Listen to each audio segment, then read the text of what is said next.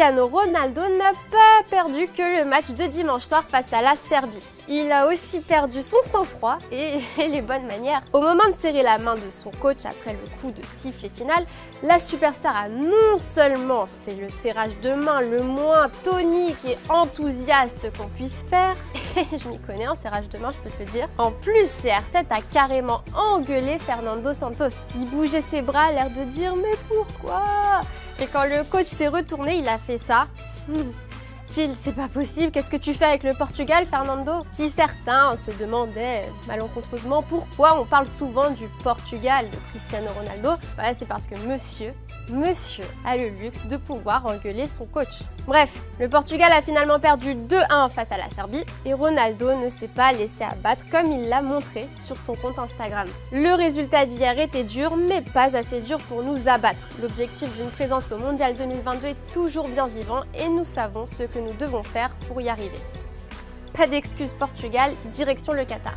Bon, donc Cristiano Ronaldo est prêt pour les barrages. Et là, j'imagine que tu te demandes, que vous vous demandez tous, comment se passent les barrages. Bon, spoiler, ça se passera pas comme les années précédentes. Pas de double confrontation, mais 3 mini-tournois entre 4 équipes à chaque fois. Bon, si t'as bien compté, tu auras donc 12 équipes en liste des éliminatoires pour la Coupe du Monde 2022 et seulement 3 vainqueurs. Dans les 12, tu as les 10 deuxièmes de poule et les 2 meilleurs premiers de la Ligue des Nations qui n'ont pas réussi à finir premier ou deuxième de leur poule. Bon, les maths le lundi, je sais pas si c'était une bonne idée. Tout se mélange là. Fermons cette parenthèse et revenons-en à Fernando Santos. En plus d'être entraîneur, le coach du Portugal a des dons de voyance. Mas o que é verdade é que o jogo não foi bem conseguido,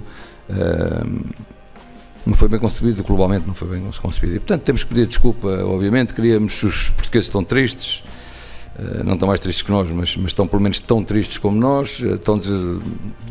Mas a minha equipa vai estar no campeonato do mundo do Qatar, isso é garantido. Vai a disputar um play-off, o que não é habitual. Não é habitual, pelo menos comigo nunca fomos a um play-off, mas já Portugal já teve 3 vezes no play-off e 3 vezes se apurou para as fases finais dos campeonatos da Europa e do mundo e, portanto, vamos mais uma vez. Eu próprio também já me aconteceu, já tive uma vez de disputar um play-off e também classifiquei para o campeonato do mundo. Ah, raconte pas ta vie, va. En tout cas, le Portugal sera au Qatar. Je suis profondément rassurée pour tous les Portugais. Si Fernando a dit que le Portugal sera au Qatar, alors forcément le Portugal y sera. En attendant, les Serbes ont bien savouré leur victoire. C'est pas le coach serbe qui dira le contraire de toute façon. Znali smo da će grupa biti jako teška i da će Portugal biti glavni rival u svemu tome, ali znamo jačinu i kvalitet Portugala, tako da smo uspjeli da u onome, a to je da kreiramo jedan stil fudbala, pre svega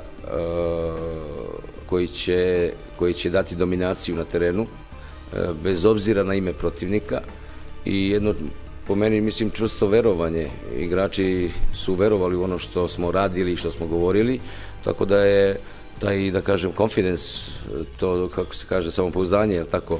Même Monsieur Novak Djokovic, le tennisman serbe un petit peu connu là, tu vois, il a fêté ça sobrement sur les réseaux sociaux. La Serbie s'en sort avec 20 points, pas de défaites, 2 matchs nuls et 6 victoires. Bravo et rendez-vous en 2022. Bon allez, assez parlé d'eux, on va faire un petit tour du côté Espagne-Suède. Le match se joue à Séville sans le roi de la Suède. Enfin, Zlatan n'a joué qu'un bon quart d'heure à la fin du match, mais ces 15 grosses minutes ont suffi à Ibrahimovic pour faire une dinguerie. Bon, cette fois, il n'est pas question d'un geste technique digne du grand Zlatan. Ce qu'il a fait, on peut tous le faire, si je te promets, mais bon, avec plus ou moins de force. Il a profité d'un regroupement sur un coup de pied arrêté pour percuter Azpilicueta dans le dos. Il a donné un coup avec son épaule gauche dans le dos du défenseur espagnol. Mais comme Zlatan est un petit malin, il a fait comme s'il n'avait pas fait exprès. Mais bon, là t'es cramé, copain, quand même. Zlatan est même tombé au sol pour masquer son très vilain geste. Il a réussi son coup, ça le pire. Pas de faute sifflée, malgré les protestations des joueurs espagnols. Peut-être que l'arbitre avait trop peur de Zlatan. Enfin bon, il a fait le malin, mais pour la Suède aussi, ce sera rendez-vous au barrage en mars, tout comme le Portugal. Et le coach de la Suède, Jan Andersson, veut pouvoir compter sur l'attaquant de l'AC Milan en mars. Jag tycker de börjar bli stressade.